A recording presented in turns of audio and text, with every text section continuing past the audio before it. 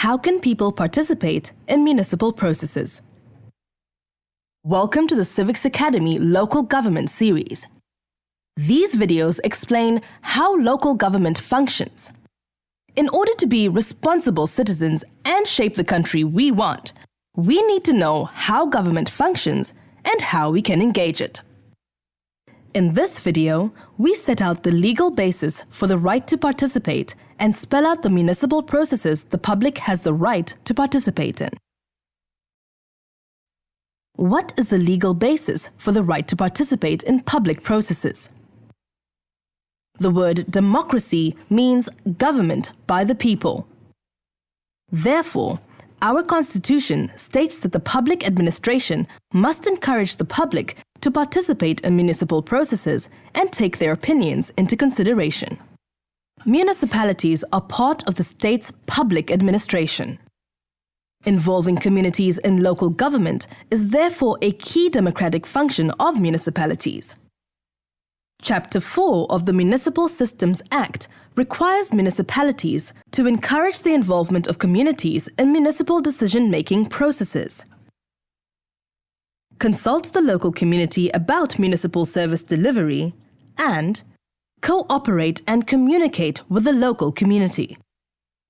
At the same time, the Municipal Systems Act grants local communities the right to contribute to decision-making, to submit recommendations and complaints to the Municipal Council, to be informed of council meetings and decisions, to be updated about municipal affairs, including its finances, to attend open meetings of the Municipal Council. The Act also requires that people who cannot read or write and people who have disabilities receive special assistance to be able to understand what is being discussed. It also requires municipalities to accommodate the language preferences of the community. Which municipal activities require public participation? Public participation is especially important in certain municipal processes. For example, A. In the drafting of municipal legislation or bylaws. All proposed bylaws must be published for public comment to enable people to make representations. The Municipal Council must take such comments into consideration. B. In the drafting of the municipality's Integrated Development Plan.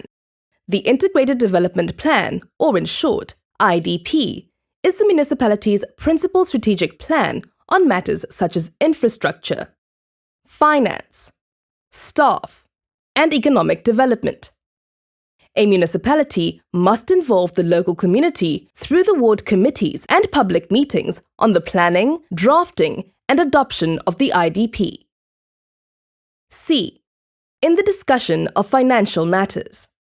National financial legislation also requires public participation in the processes that deal with financial matters, such as the compilation of the budget, which includes tariff and rates policies, the credit control and debt collection policy, and the loan policy. The conclusion of contracts and public-private partnerships. The consideration of the annual report, which contains a lot of information on the activities that the municipality engaged in during the previous year, and the determination of tariffs and property rates that the municipality levies for services and property. D. In the performance management. Finally, each municipality must involve the community in the development, implementation, and review of its performance management system, PMS, that measures progress towards the implementation of the Integrated Development Plan.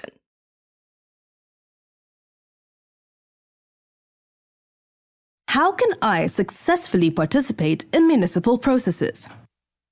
The Ward Committee is the forum where we can best engage with the municipality. We discuss ward committees in detail in the video entitled, What is the Role of Ward Committees? However, there are some general important guidelines on how to best conduct yourself when you are trying to make your voice heard in the ward committees or other public meetings. Firstly, we need to be prepared and gather all necessary information on the relevant topic, making notes and drafting a speech or a letter. Secondly, we need to speak calmly and stick to the point that we are trying to make. Thirdly, we must respect the guidance that the chairperson gives us and be mindful of other people's opinions. Fourthly, when we lodge a complaint about something, we should provide as much detail as possible. For example, when reporting a pothole in the road, we should provide the exact detail of where the pothole is and how long it has been there.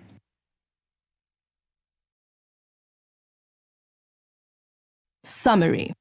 In this video, we explained the role of public participation in our democracy.